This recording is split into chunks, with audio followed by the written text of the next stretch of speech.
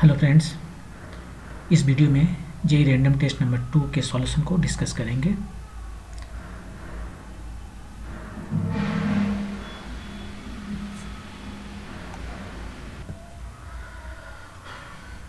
First question है, if a uniform rod of mass m is equal to 6 kg।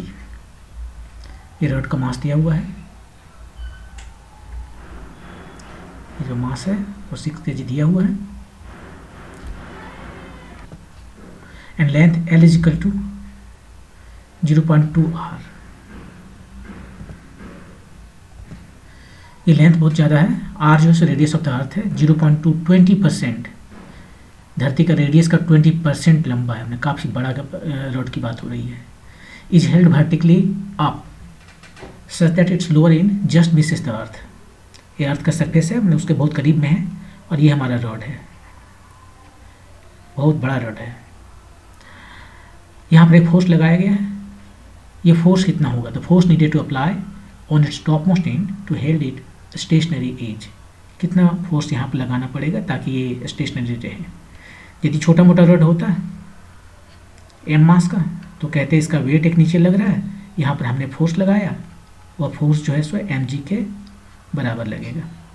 बहुत simple, F equal to M G होता है। M का दिया है 6 मास 6 kg, जी का वैल्यू 10 लेते हैं 60 न्यूटन, जी का वैल्यू 10 बोल भी रहा है, 60 न्यूटन 60 हो जाता है, लेकिन ये नहीं होगा। क्यों? क्योंकि इतना लंबा रॉड है कि जी का वैल्यू हर जगह सेम नहीं होगा, जी का वैल्यू हर जगह डिफरेंट होगा, और जब जी का वैल्यू हर जगह डिफरेंट होगा तो हम ये फार्मूला नहीं लगा सकते, हमें कैलकुलस लगाना पड़ेगा।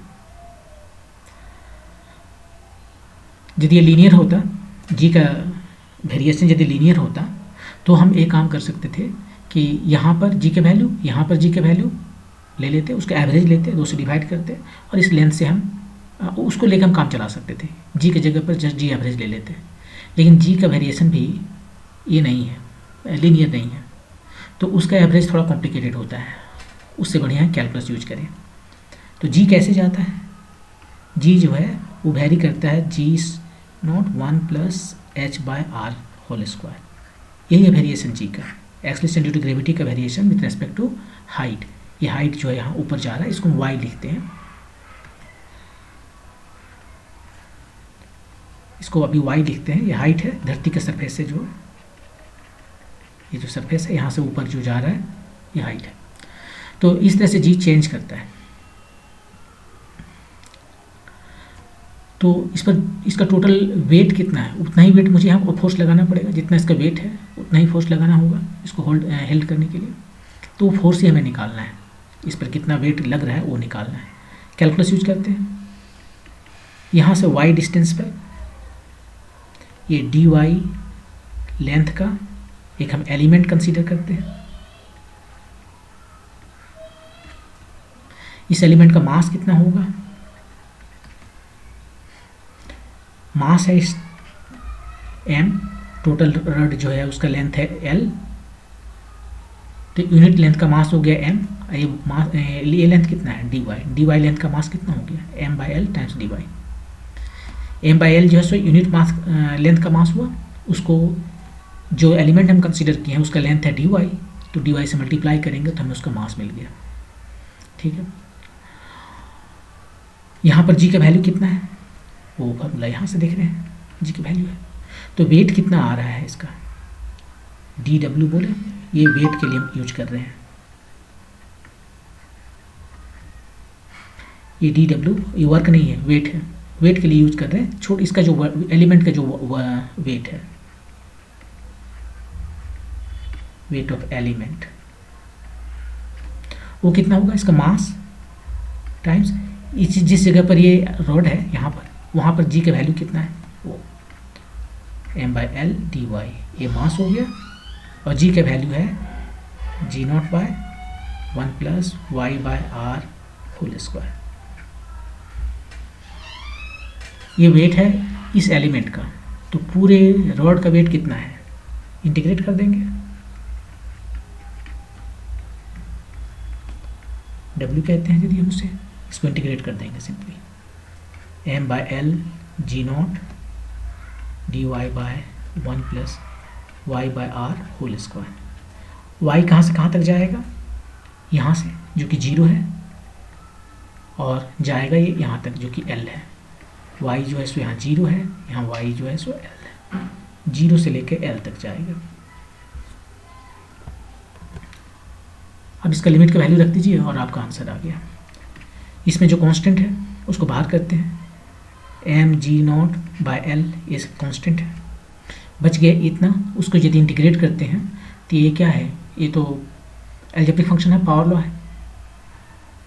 y की जगह पर y बाय आर है और कुछ नहीं है, तो इसका इंटीग्रेशन होगा 1 plus Y by R -1 divided by -1 times 1 by R, ये होगा इसका इंटीग्रेशन। और लिमिट हमें सब्सटीट्यूट करना है 0 to L। कितना आ गया सब मिला के, M G not by L, ये आर ऊपर चला गया और इधर हो गया 1 divided by Y by R, ये पावर -1 है सो नीचे लिख दिए। और लिमिट इसका जो है ये माइनस की वजह से चेंज कर देते हैं, L 0 to L to 0, यहाँ 0 to L है, माइनस की वजह से लिमिट चेंज कर दी। अब वैल्यू रखिए, देखिए क्या आता है, M G naught R by L.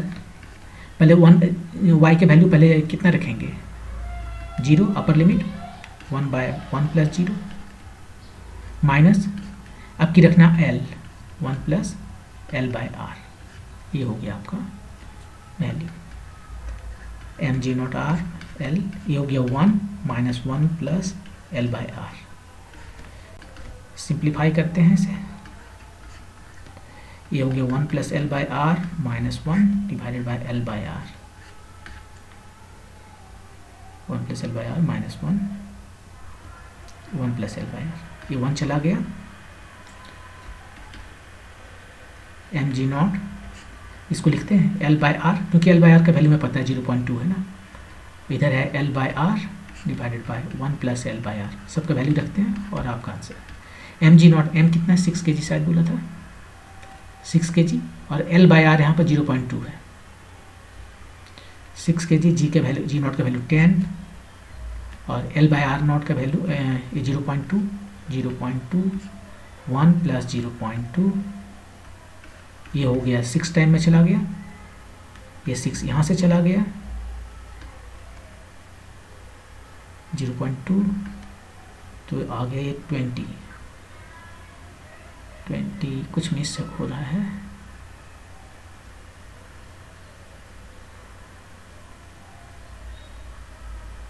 ये 20 कैसे आया, ये इधर हो गया 100 और 250 हो गया।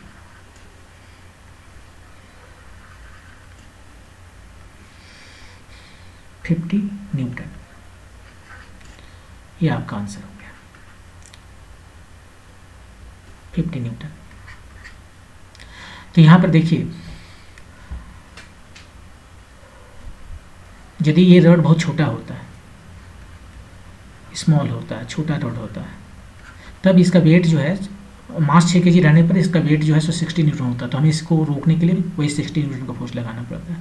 लेकिन ये 6 kg का ही इतना लंबा रड हो गया कि जी का वैल्यू जब हर जगह सेम नहीं है तो इसका जो वेट है वो कम हो जाएगा ना, क्योंकि जी का वैल्यू ऊपर में घट रहा है, तो कम हो गया, और कम होकर कितना कम हुआ, वो 50 न्यूटन हो गया। यहाँ पर ऑप्शन में सब कम दिया हुआ है, देख लीजिए 60 न्यूटन से सब कम दिया हुआ है, तो 50 होगा, 40 होगा, 30 होगा, वो देख के बनाना पड़ेगा इसे। तो इस तरह से इसको कैलकुलस यहाँ पर यूज करना पड़ा और इसको आप बना सकते हो ऐसे। ओके, मूव करते हैं नेक्स्ट क्वेश्चन पे। ये क्वेश्चन सिंपल हार्मोनिक मोशन से है। ए particle is executing simple harmonic motion with amplitude A along के एक्सिस, मान लेते हैं हमारा के है, ओ एक्स वाई जेड या कोई भी लाइन कर सकता है, क्या फर्क पड़ता है, with mean position at Z equal to 0, ये जेड इक्वल टू 0 है। The position of the particle where potential energy is double of the kinetic energy, ये इसका एम्पलीट्यूड है, z इक्वल टू ए यहाँ पर है, ये इधर z इक्वल टू माइनस ए है। यह पार्टिकल है जो मूव कर रहा है, सिंपल हार्मोनिक मोशन कर रहा है। कोई खास जगह में मान लेते हैं यहीं पर या इस तरफ कहीं भी जेड इजकल टू से जेड नॉट पर, यहाँ पर पोटेंशियल एनर्जी जो है सो काइनेटिक का डबल है। यहाँ पर पोटेंशियल एनर्जी को यू से डिनोट करें, वो काइनेटिक एनर्जी के से डिनोट करते हैं, उसका डबल है।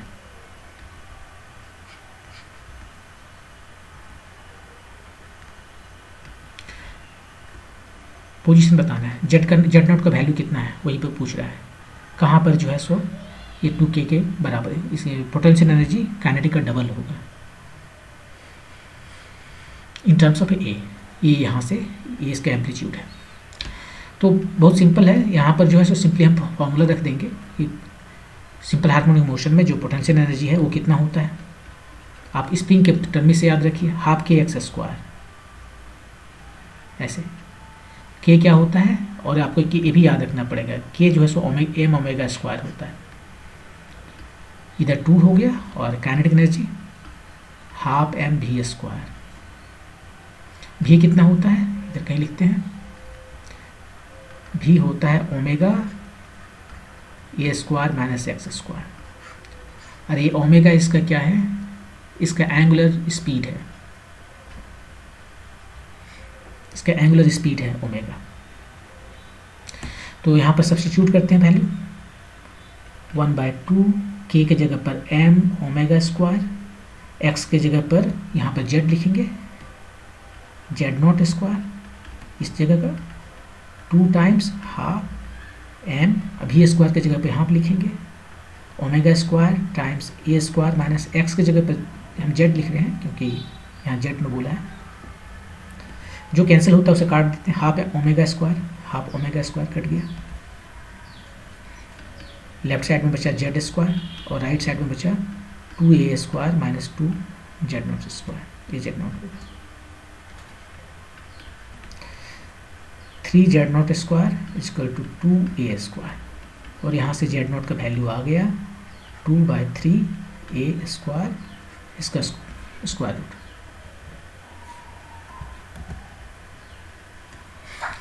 कितना हो गया, अब इसको निकाल के देख लीजिए, 2/3 यही आपका आंसर है।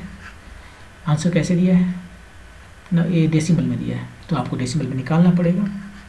ये कितना हो गया, 0.67, तो समथिंग लाइक 0.8 से थोड़ा ज़्यादा, 1-2 ऐसे कुछ होगा।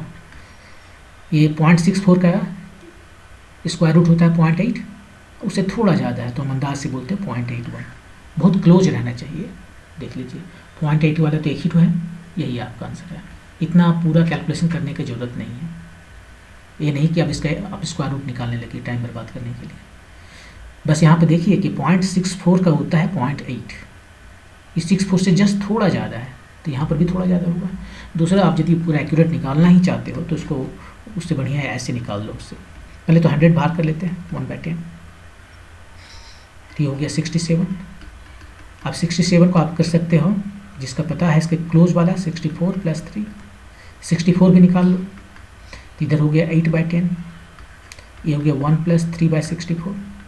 अब ये क्वांटिटी स्मॉल है, जब स्मॉल क्वांटिटी रहता है ऐसे 1 + x, तो हम इसको एक्सपेंड जब पूरा करने जाते हैं 1 + हाफ एक्स स्क्वायर प्लस, और इसका हायर टर्म आता है यहाँ पर x³ ऐसे, और ये सारे के सारे 0, क्योंकि ये हमको छोटा है, x मच स्मॉलर देन 1 है, तो बस एक ही टर्म तक यहीं पर रुक जाते हैं, 1 + हाफ एक्स स्क्वायर, यहीं रुक जाएंगे। तो वहीं यहाँ पर रुक जाते हैं, ये 8.8 हुआ टाइम्स ये 1 + 3/64, 1 + x पहले आएगा तब एक्स स्क्वायर आएगा इसमें, और यहाँ पर कुछ कोफिशिएंट्स होंगे, टाइम्स ये हाफ, इसका पावर है हाफ, तो ये हाफ पे यहाँ पर पावर, और भी टर्म है लेकिन उसको भी इग्नोर करते हैं। तो यहाँ से आप देख सकते हो 0.8 टाइम्स से कितना आ गया, 128, 131/128। अब इतना कैलकुलेशन फिर करना पड़ेगा, बहुत करीब आएगा इसका, उतना करने की ज़रूरत नहीं, आप यहाँ से कर सकते हैं। और नहीं तो यदि निकालना हो इसका स्क्वायर रूट तो ऐसे निकाल सकते हो, और या तो फिर डायरेक्ट निकाल सकते हो। ओके, मूव करते हैं नेक्स्ट क्वेश्चन पर। The displacement of A particle executing periodic motion is given by, इस तरह से एक पीरियडिक मोशन हो रहा है और उसका इक्वेशन जो है सो दिया हुआ है। The motion is a result of an independent harmonic motion. मैंने सिंपल हार्मोनिक मोशन का जो देखे हैं उसका इक्वेशन क्या होता है, एक amplitude times sine omega T plus ये फाई उसका फेज है। यदि फाई को 90 डिग्री लिखेंगे तो एक कॉस हो जाएगा, तो लेकिन होना है इसको साइन या कॉस फंक्शन ही। कॉस फंक्शन भी साइन फंक्शन है विद फेज 90 डिग्री, तो इसको कहते हैं साइनसोइडल वेव। यही है सिंपल हार्मोनिक मोशन का नेचर, ऐसे ही सिंपल हार्मोनिक मोशन करता है। तो कितना सिंपल हार्मोनिक मोशन का ये कॉम्बिनेशन है। ये जो दिख रहा है बहुत कॉम्प्लिकेटेड, जो भी मोशन है वो सिंपल हार्मोनिक मोशन की तरह नहीं दिखेगा, ये भी ऐसा है तो कॉम्प्लिकेटेड दिखेगा, लेकिन सारे चाहे कितना ही कॉम्प्लिकेटेड मोशन हो रहा हो नेचर में, इंक्लूडिंग साइक्लोन, यदि उसे आप ब्रेकअप करेंगे, उसे देखेंगे बहुत ही फाइन में जाकर, तो वो आपको ये सिंपल हार्मोनिक मोशन का कॉम्बिनेशन मिलेगा। चाहे 1000 का मिले, 10,000 का मिले, 20,000 का मिले, लेकिन वो सारे के सारे उसी का कॉम्बिनेशन है। तो इस क्वेश्चन में यहाँ पर दे दिया इस तरह से, और पूछ रहा है कि बताइए कितने सिंपल हार्मोनिक मोशन का कॉम्बिनेशन है। तो आपको इसको निकालना पड़ेगा मतलब इस फॉर्म में लिखना पड़ेगा। क्यूब से हमें नहीं मतलब है, स्क्वायर से हमें नहीं मतलब है, उसको हटा के साइन के टर्म में लाना है। पावर डिग्री 1 डिग्री का, साइन का जस्ट साइन का पावर, स्क्वायर नहीं। तो सबसे पहले कॉस क्यूब को निकालते हैं। कॉस क्यूब एक्स कितना होता है, कॉस 3x कितना होता है, ये होता है 4 cos cube x minus 3 cos x। तो यहाँ से कॉस क्यूब हमें निकल जाएगा value 3 cos x plus cos 3x divided by 4। तो y कितना हो जाएगा, यहाँ से निकालिए। कॉस क्यूब की जगह पर लिख रहे हैं 3 cos x मतलब 0.25t प्लस cos 3x 3 से मल्टीप्लाई करना है 0.75t डिवाइडेड बाई 4, और इधर है बगल में साइन 100t।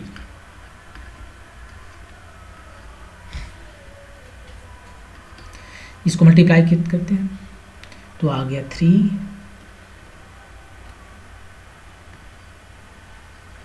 हम पहले साइन लिखते हैं 100t times cos 0.25t plus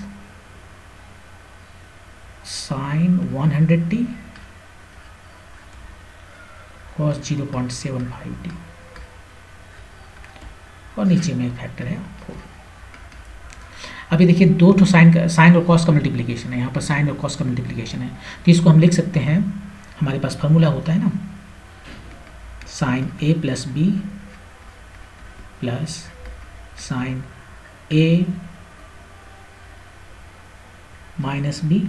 ए कितना होता है, ये होता है 2 साइन a कॉस b।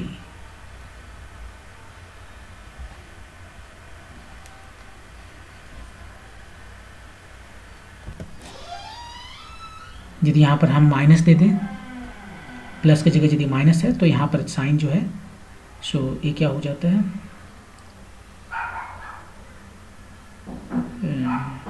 यहाँ नहीं, यहाँ पर माइनस दे तो ये हो जाएगा 2 cos a साइन b। ये फार्मूला यूज करना है, इस तरह का जो फार्मूला होता है वो यूज करना है। हम यहाँ पर इसको डायरेक्ट लिखते हैं। तो यहाँ पर हम लिखते हैं 2 से मुझे डिवाइड कर रहे हैं ताकि 2 से मल्टीप्लाई कर दें और इस फॉर्म में आ जाए। तो यहाँ पर एक बार ऐड करेंगे, एक बार डिफरेंस लेंगे। साइन बड़ा है, यहाँ पर बड़ा वाला को पहले लिखते हैं, साइन बड़ा है तो ये हो गया साइन, एक बार ऐड करते हैं तो 100.25t, और एक बार सब्ट्रैक्ट करते हैं, साइन कितना आ गया 99.75t।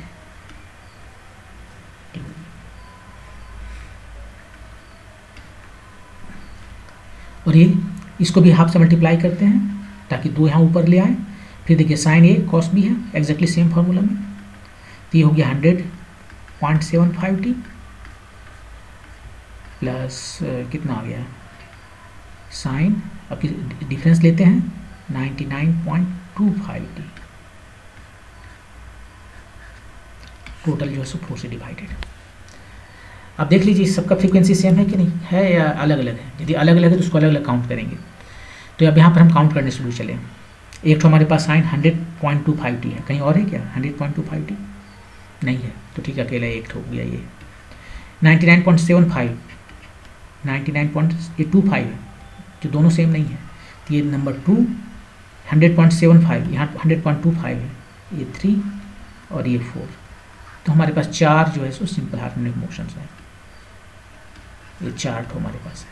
और उसका फ्रीक्वेंसी कितना है, इसका ओमेगा दिख रहा है, ओमेगा इसको जो 2πn कर सकते हैं, ये एंगुलर फ्रीक्वेंसी है, ये लीनियर फ्रीक्वेंसी है, तो वो सब यहाँ दिख रहा है, अलग अलग फ्रीक्वेंसी का है। यदि दो सेम हो जाता तो एक कम पड़ जाता।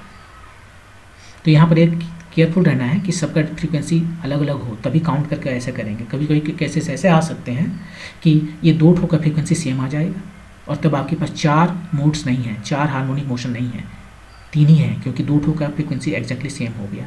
और इसके यहाँ पर जो भी उसका एम्पलीट्यूड है वो तो ऐड होकर कुछ नया एम्पलीट्यूड बन जाएगा। लेकिन ये जो मेन इसका नेचर है मूवमेंट का, जो साइन फंक्शन, उसका फ्रीक्वेंसी सेम हो गया तो उसको एक ही में एडअप करना पड़ेगा, एक में क्लब करके एक ही उसको काउंट करेंगे। तो इस चीज़ केस में आपको ये केयरफुल रहना पड़ेगा कि देखना पड़ेगा कि सारे का फ्रीक्वेंसी अलग अलग है या नहीं। यदि अलग है तो ठीक है 4, और यदि अलग नहीं है तो एक कम होता चला जाएगा। काउंट कर लेना है कितना अलग अलग फ्रीक्वेंसी का है। तो इस तरह से इस केस में आंसर 4 हो गया। ओके, मूव करते हैं नेक्स्ट क्वेश्चन पे। 2 cars are moving towards each other. तो एक कार यहाँ पर ले लेते हैं और दूसरा कार यहाँ पर ले लेते हैं। ये sound source is in between them, ये दोनों इधर एक दूसरे की ओर जा रहे हैं और दोनों के बीच में एक साउंड सोर्स है।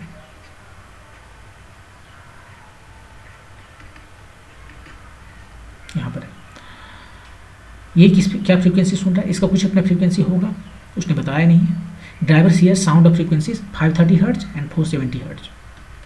एक मान लेते हैं ये जो है सो 530 हर्ट्ज का फ्रीक्वेंसी सुनता है इसका ड्राइवर, और इसका ड्राइवर सुनता है 470 हर्ट्ज का फ्रीक्वेंसी। कौन फास्ट चल रहा है? ऑफ कोर्स ये ज़्यादा फास्ट चल रहा है, इसलिए फ्रीक्वेंसी इसको ज़्यादा सुनाई पड़ रहा है। ये जितना भी फ्रीक्वेंसी है उससे इसको ज़्यादा सुनाई पड़ेगा। नज़दीक जा रहा है ना, नज़दीक जा रहा है तो ज़्यादा सुनाई पड़ेगा, ये भी नज़दीक जा रहा है तो ज़्यादा सुनाई पड़ेगा। तो एफ नोट जो है वो ये दोनों से ही छोटा है, मतलब कि 470 हर्ट्ज से भी छोटा है। ये दोनों में 470 हर्ट्ज छोटा है तो उससे भी छोटा है, ठीक है। If the sum of the speeds is 90 metre per second, मान लेते हैं इसका स्पीड, इसको 1 बोल दें, इसका ये स्पीड है, इसका स्पीड v2 है, तो दोनों का स्पीड का जो सम है वो है 90 मीटर पर सेकेंड। डिफरेंस कितना है वो बताना है। यहाँ पर v1 माइनस v2 लिख रहे हैं क्योंकि हमें पता हो गया है कि v1 जो से ज़्यादा है, ये कितना होगा यही बताना है। तो देखिए अब यहाँ पर जो है डॉपलर इफेक्ट का क्वेश्चन है।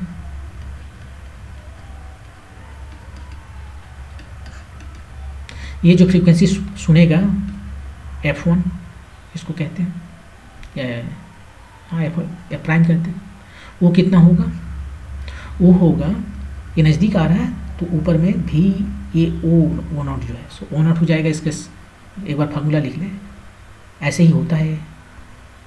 जो अपेरेंट फ्रीक्वेंसी है वो होता है v plus v not by v times f not. यदि ऑब्जेक्ट ओ फॉर ऑब्जेक्ट जो है सो सोर्स की ओर बढ़ रहा है, तब ऑब्जेक्ट यदि दूर जा रहा है तो माइनस हो जाएगा। सोर्स यदि है, यहाँ पर लिखते हैं, ये तो ऑब्जेक्ट के लिए हुआ और सोर्स के लिए नीचे है। सोर्स यदि दूर जा रहा है, नज़दीक जा रहा है तो यहाँ माइनस है ताकि फ्रीक्वेंसी बढ़ जाए। ये जितना छोटा बड़ा होगा माइनस की वजह से डिनोमिनेटर उतना ही छोटा होगा और रिजल्ट उतना बड़ा होगा। यहाँ पर प्लस है तो v नोट जितना ज़्यादा होगा ये नोमिनेटर उतना बड़ा हो गया, तो ये प्राइम जो है सो और भी वैसे ही बड़ा होता चला जाएगा।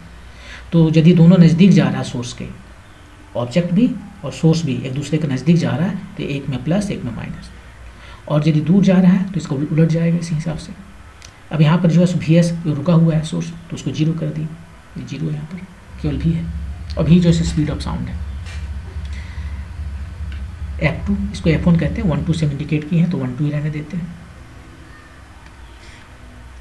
ये हो गया, ये भी नज़दीक आ रहा है। अब इसमें से मुझे कन्फ्यूजन होगा, ये V1 है, ये V2 है, यहीं पर हमने चेंज कर दिया है, ये V1 है, ये V2, और यही दो हमारे पास इक्वेशंस हैं।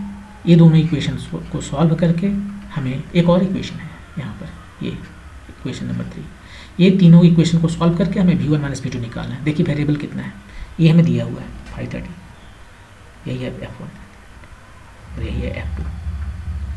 तो F1 F2 दिया हुआ है, F0 नहीं पता है, तो एक वेरिएबल ये हो गया। V हमें दिया है 330 मीटर पर सेकेंड, V1 और V2 नहीं दिया है, तो तीन वेरिएबल हमारे पास हुए। V1 हमें नहीं पता, V2 हमें नहीं पता और F0 हमें नहीं पता, और हमारे पास तीन इक्वेशन है, तीनों को सॉल्व करके तीनों निकाल सकते हैं। चलिए इसको सॉल्व करने चलते हैं।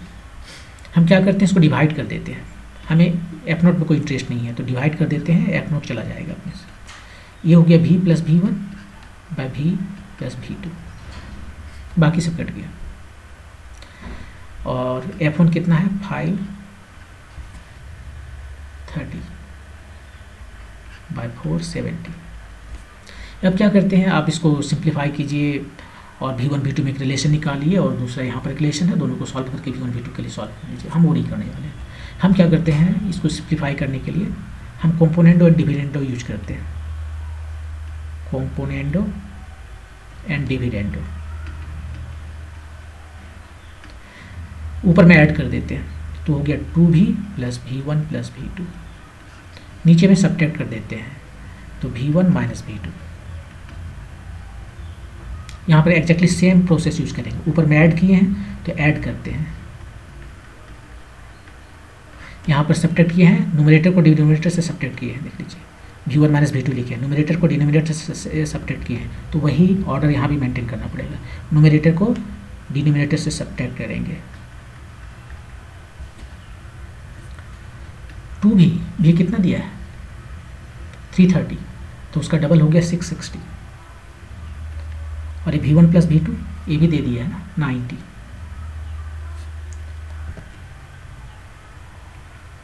V1 माइनस V2 हमसे पूछा गया है, ये कितना हो गया, ये हो गया 500 400 900 और 100 1000 1000 हो गया,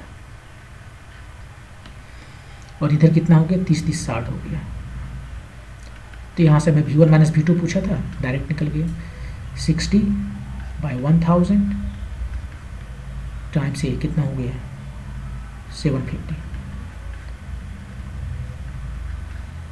4 15 60, सो 45 मीटर पर सेकेंड। ये उससे फास्टर है, फास्टर मेथड है कि अलग यहाँ से हम दोनों को एक इक्वेशन निकालें V1 V2 में, फिर इसके साथ में मिलाकर उसको सॉल्व करें तो V1 और V2 दोनों का इंडिपेंडेंट वैल्यू निकल जाएगा और तब हम डिफरेंस निकाल लें, उससे तो ज़्यादा ही चीज़ है, ऐसे निकाल सकते 45 metre per second, option number 1।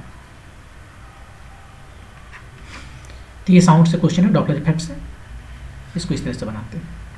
Okay, move करते हैं नेक्स्ट क्वेश्चन पे।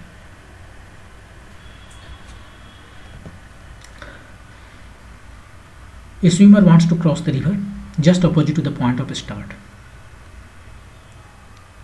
ये हमारा रिवर है, कि मान लेते हैं रिवर फ्लो कर रहा है इधर राइट साइड में, इधर फ्लो कर रहा है। क्या स्पीड है रिवर का वो भी दे दिया होगा, और एक आदमी यहाँ पर खड़ा है, वो जाना चाहता है एग्जैक्टली ऑपोजिट साइड में, ये पॉइंट पर है, वो बी पर जाना चाहता है। The speed of the river is 5 metre per second, VR मतलब स्पीड ऑफ रिवर, ये है 5 metre per second. And swimmer can swim and walk both with the speed of 10 metre per second. यहाँ पर जो स्विमर खड़ा है वो उसका स्पीड है, स्विमिंग का स्पीड है, और ये उसका वॉकिंग का स्पीड है, दोनों है 10 मीटर पर सेकेंड। ये एक्चुअली वॉकिंग नहीं, रनिंग हो जाएगा। 10 मीटर पर सेकेंड का मतलब है 36 किलोमीटर पर आवर। हाँ, इतना तो कोई वॉक नहीं कर सकता, तो ये रन करना पड़ेगा। Anyway, at what direction from the river stream the swimmer should swim to arrive its destination in the minimum possible time. ये है डायरेक्शन रिवर का स्ट्रीम का, और यहाँ से कितना एंगल पर ये चले, जैसे कि मान लेते हैं सीधा इधर चलेगा तो रिवर इसको पुश करेगा और पहुँच जाएगा यहाँ पर। यदि इधर चलेगा तो हो सकता है यहाँ पहुँच जाए, या एक पर्टिकुलर डायरेक्शन में चले तो यहाँ पर पहुँचेगा। तो ये क्वेश्चन ये नहीं हो सकता था कि किस डायरेक्शन में चले कि एग्जैक्टली यहाँ पर वो पहुँच जाए, उसे वॉक ना करना पड़े। लेकिन यहाँ पर वो क्वेश्चन नहीं है। क्वेश्चन ये है कि in what direction swimmer should swim to arrive the destination in the minimum possible time. यहाँ पर टाइम से मतलब है उसको, वो रेडी है वॉक करने के लिए भी और स्विम करने के लिए भी। उसे कोई फर्क नहीं पड़ता है कि कितना उसे वॉक करना पड़ेगा या स्विम करना पड़ेगा, वो दोनों करने के लिए रेडी है, लेकिन वो जल्दी से जल्दी यहाँ पहुँचना चाहता है। तो हम ले लेते हैं उसको, ऐसे करते हैं कि हम इसको इस डायरेक्शन में भेज देते हैं, और ये हमारा इसको एंगल यहाँ पर थीटा लिखते हैं फिलहाल। तो एंगल जो एंगल हमारा होगा π/2, ये वाला 90 डिग्री प्लस ये थीटा। तो यहाँ पर हर जगह π/2 है, प्लस थीटा कितना है, सो यहाँ 1/3 है, sin 1/3 ऐसे करके सब वैल्यू दिया हुआ है, वही थीटा के वैल्यू में निकालना है। तो इसको इस डायरेक्शन में भेजें, हो सकता है वो यहाँ पर पहुँच जाए। पहुँच गया फाइनली वो यहाँ पर।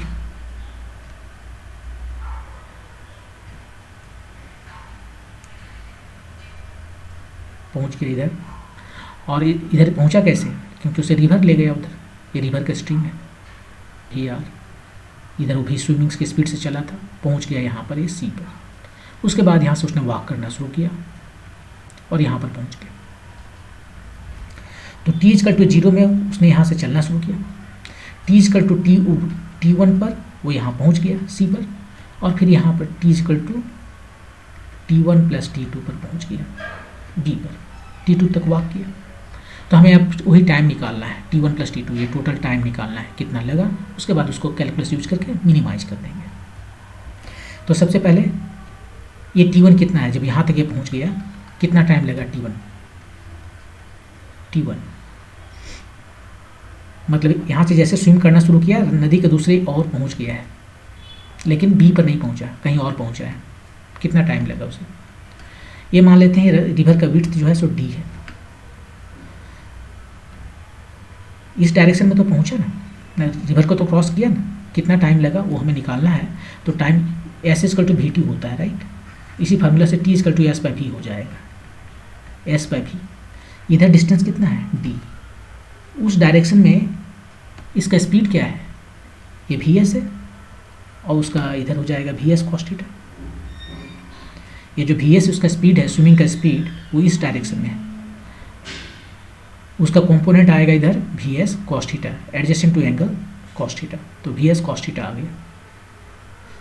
तो ये है इसका स्पीड, जिधर जितना उसने स्पीड ट्रेवल किया ये d, उस डायरेक्शन में उसका स्पीड है Vs cos θ।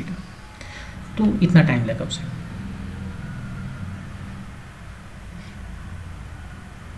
यदि हम यहाँ से a लेना चाहते हैं इसके जगह पर AC, तो AC ले लीजिए डिस्टेंस, और इस AC के डायरेक्शन में उसका कितना कंपोनेंट है वेलोसिटी का, वो लेना पड़ेगा।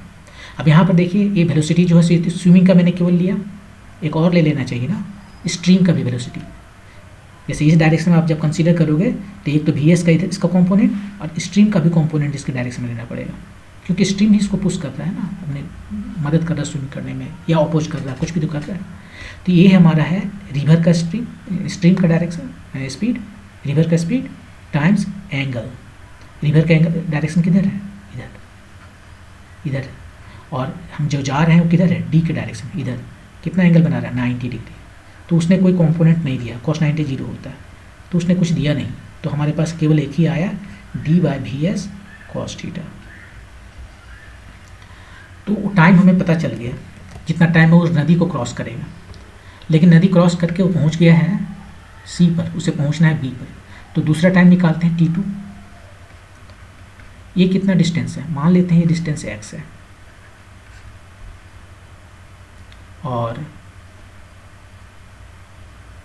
उसको टाइम कितना लगा, तो x डिस्टेंस इधर हो गया, और टाइम उसको जो इसका स्पीड क्या है VW, वॉकिंग डिस्टेंस, ये टाइम लगा। लेकिन x कितना है, हमें x निकालना पड़ेगा। x कितना है, कितना ड्रिफ्ट कितना हुआ इसका, देखिए जाना था इसको इधर यहाँ B तक, लेकिन पहुँच गया है C तक। किसने पहुँचाया इसे, यहाँ पर जो पहुँचाया वो ड्रिफ्ट ने पहुँचाया, स्ट्रीम ने पहुँचाया, नदी की धारा ने उसे यहाँ से यहाँ तक पहुँचा दिया। तो अब हमें ये भी डब्ल्यू इधर रख लिए और इसको निकाल रहे हैं एक्स, यहाँ से यहाँ तक जो पहुँचा, ये जो डिस्टेंस है, डिस्टेंस क्या होता है, स्पीड टाइम्स टाइम। टाइम हमें पता है राइट, ये टाइम जो है यहाँ से यहाँ तक पहुँचने में जो टाइम लगा वो एक्चुअली यहाँ से यहाँ तक पहुँचने में जो टाइम लगा वही तो है, नदी को क्रॉस करने में जो टाइम लगा। यहाँ से जब इसने स्टार्ट किया वो ड्रिफ्ट करना शुरू किया, इधर इधर से शुरू कर किया, देखिए ना, यहाँ पर भी शुरू में आया, शुरू में यहाँ आया, फिर बाद में यहाँ आया, लास्ट में यहाँ गया। तो ये जो टोटल ड्रिफ्ट है वो कितना टाइम लिया उसको, वो टाइम लिया जितना टाइम नदी को उसने क्रॉस किया, और वो टाइम है T1 टाइम लिया ड्रिफ्ट करने में। और ड्रिफ्ट का स्पीड क्या है, स्पीड जो है सो ड्रिफ्ट का स्पीड, नदी अपनी तरफ से किस स्पीड से ले जा रहा है, क्या नदी उसे अपनी तरफ VR से ले जा रहा है, नदी का स्पीड है VR से तो नहीं ले जाएगा क्योंकि वो स्विम भी कर रहा है, और जो स्विम कर रहा है इसका एक कंपोनेंट है इधर नदी के डायरेक्शन के ऑपोजिट में, ये कंपोनेंट कितना हो गया VS साइन थीटा। ये जो स्विमिंग है, जो स्विम कर रहा है उसका दो कंपोनेंट है, एक कंपोनेंट इधर है VS कॉस थीटा और एक कंपोनेंट इधर है VS sine theta. VS cos theta को हमने यूज किया टाइम निकालने के लिए इधर, और VS साइन थीटा नदी चल रही है इधर बह रही है, और स्विमर जो है उसको अपोजिट डायरेक्शन में VS साइन थीटा से मूव कर रहा है। तो जो ड्रिफ्ट वेलोसिटी है वो VR minus VS sine theta होगा। ये VR नदी उतना ले जाता यदि स्विम नहीं करता तो, लेकिन स्विम कर रहा है तो उसका ड्रिफ्ट का स्पीड कम हो गया, VS साइन थीटा। ये है इसका ड्रिफ्ट स्पीड, और टाइम T1 जो निकाले हुए ऑलरेडी D/VS cos थीटा, ये T2 का टाइम हुआ। अब दोनों को ऐड करके टोटल टाइम निकाल लेते हैं, T is equal to T1 plus T2। T1 है D/V cos theta, VS cos theta, और T2 है यहाँ पर देख लेते हैं VR minus VS sine theta D/VS VW cos theta, इतना सारा।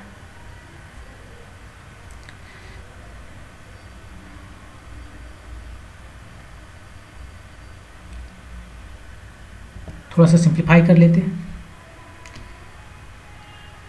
ये टर्म देखिए VS cos थीटा है, और ये पहला वाला टर्म भी VS नीचे में cos थीटा है, तो उसको एक साथ में रख लेते हैं। ये हो गया D/VS cos थीटा इधर, और इधर हो गया VR D/VS VW cos theta, और एक लास्ट वाला टर्म इधर जो है सो हो गया VS sine theta times D/VS VW cos theta. इसमें से हम जो है सो cos थीटा ऊपर ले जाते हैं तो बन जाता है sec थीटा, और बाकी सब कांस्टेंट आता है। वो कांस्टेंट कितना है, नीचे में तो VS है, इधर हो गया 1 और D भी है यहाँ पर, ये हो गया VR/VW, ये कांस्टेंट आया। और इधर जो है सो एक तो VS तो कट गया, तो आया D/VW tan थीटा, ये VW है।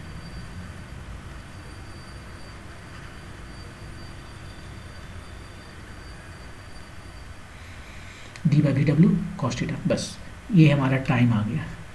अब ये टाइम देखिए किसका फंक्शन है, ये टाइम जो है सो फंक्शन है थीटा का, ये टाइम जो है सो फंक्शन है थीटा का, क्योंकि D कांस्टेंट है, स्विमिंग स्पीड कांस्टेंट है, वॉकिंग स्पीड कांस्टेंट है, रिवर का स्ट्रीम कांस्टेंट है, तो क्या चेंज कर रहा है, केवल थीटा।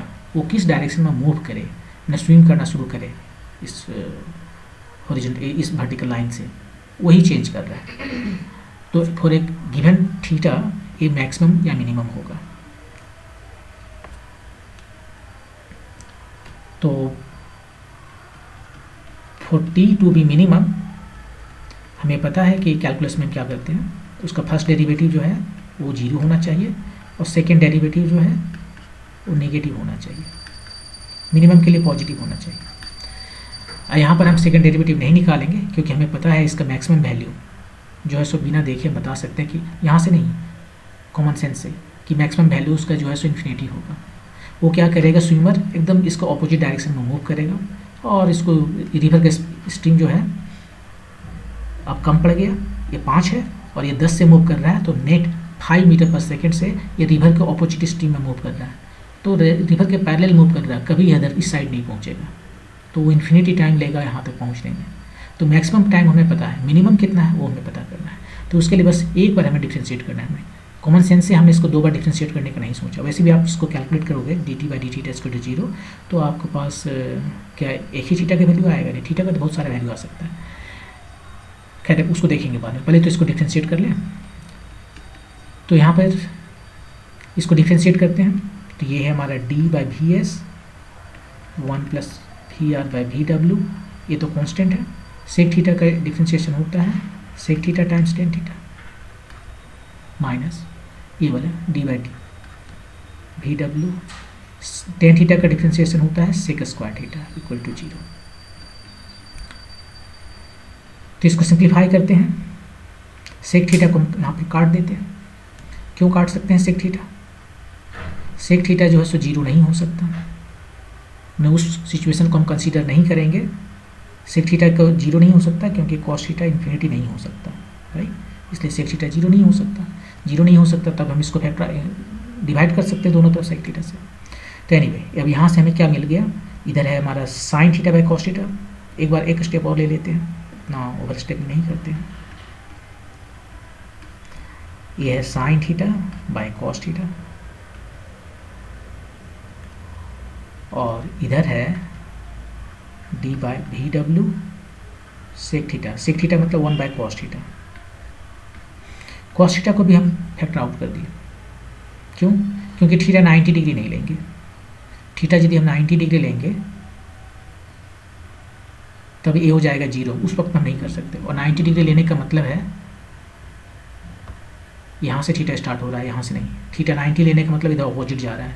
यदि ऑपोजिट जा रहा है मतलब कभी नहीं उस पार पहुँचना है, तो उस केस को भी हम अवॉइड करते हैं और इसलिए हम इसको फैक्टराइज कर सकते हैं क्योंकि ये 0 नहीं है।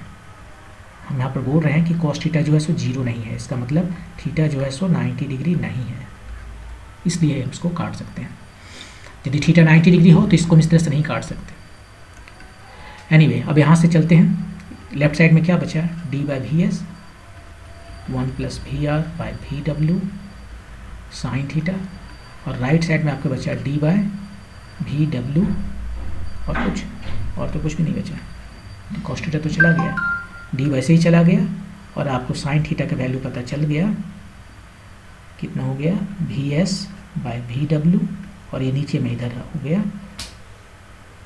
vr + vw, ऊपर में vw, तो ये भी कट गया। और इस तरह से थीटा का वैल्यू आया साइन इनवर्स vs/vr + vw, ये आपका आंसर है। और इसमें आपको सब्स्टिट्यूट करना है वैल्यू।